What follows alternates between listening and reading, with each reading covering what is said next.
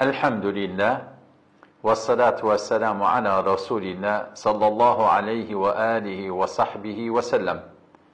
Cenab-ı Allah'tan ricamız, Cenab-ı Allah'tan duamız, istədiyimiz, bacılar, kardeşler Gazze'de, Falastin'de dar yerdədirlər. Ya Allah zəfər ver özlərini, Ya Allah hifz elə özlərini, Ya Allah saxrı özlərini, Ya Allah ac, susuz, dərmənsizlər, sən tevfir elə.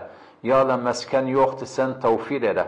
Ya Allah zəfər ver özlərinə, Ya Allah sabırlıq yağdır üzərlərinə, Ya Allah sabırlıq yağdır üzərlərinə, Ya Allah tək başlarına qarıblar. Biz əlimizdən bəs bu dua gəldi, Ya Arhamar Rahimin, yeşillik yerlər, aç susuz, Ya Allah sən tox elə, sən zəfər ver, Ya Allah səni o qapudayıq, səndən rica edirik, səndən istirik, sən üst edəsən özən. O kimsələr ətraflarında əllərindən gəlmir, nusrət etsirərsən, Ya Allah sən nusrət elə, sən üst elə, sən zəfər ver, sən təmkin əhli elə özəni yer üzərində, sabırlıqdan barabar, Ya Allah saadət içinə bıraq özəni, Ya Allah üzərimizdən bu yükü qavziyi bırar, cihad edirlər, ribattadırlar, Ya Allah bizi də mühasibə etməyəsən, özərinə qarşı təqsirliğimiz tərəfindən, Ya Allah, Ya Allah, amin. Peyğəmbər Əfəndimiz, biz salavat verin. Allahümme salli ala habibina ve şefi'ina ve nebiyyina Muhammed. Böyle hadiste de de men sama Ramazana thumma etba'un sitten min şevvar kâne kasiyamı dahr. Men etba'u sitten min şevvar kâne kasiyamı dahr. Manası nedir? Ramazanı orucu oruptu. Ondan sonra 6 gün şevvar orucu olmak. Bir kânneme il 12 ay orucu orup. Ama söz burada hüküm bazı sonra Ramazandan birkaç gün borcudur. Onu necə ədə edər hələ Şəvvar ayında ki, nasibisi öcdə gələr.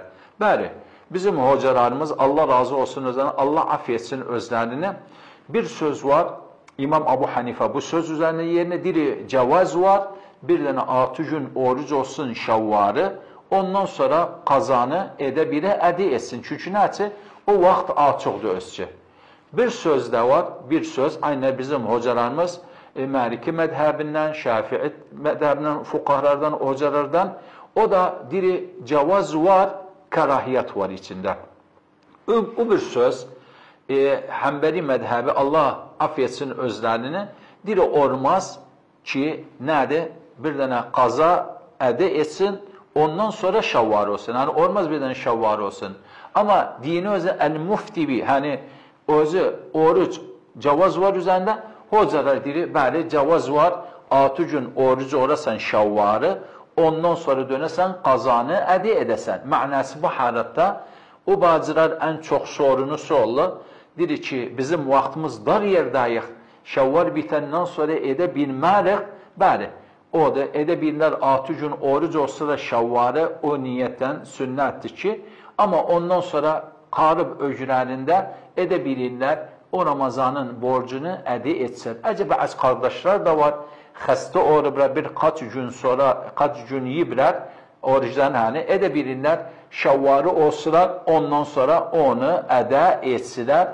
Bu inşallah söz aynən mu'təməddir, arını, bu sözdə, hani özəl sözdə dururuq, cavaz var, 6 gün şəvvarı oruc orasan, ondan sonra qazanı ədə edəsən inşallah. Amma nasıl öcdədir?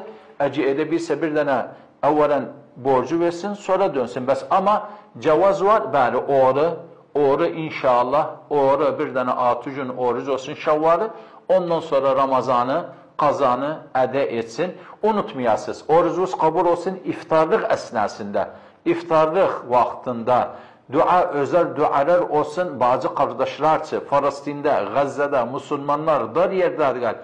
Cenab-ı Allah İnşallah oruclarımızı kabul eder. Dualardan da var ama. Derik ya Allah dualarımızı icabetsiz bırakma ya Allah. Biz elimizden bunca geldi ya Erhamar Rahimin. İnşallah o dualarımız boş gitmez, boş dönmez. İnşallah kabul olur. Amin amin. Velhamdülillahi Rabbil alemin.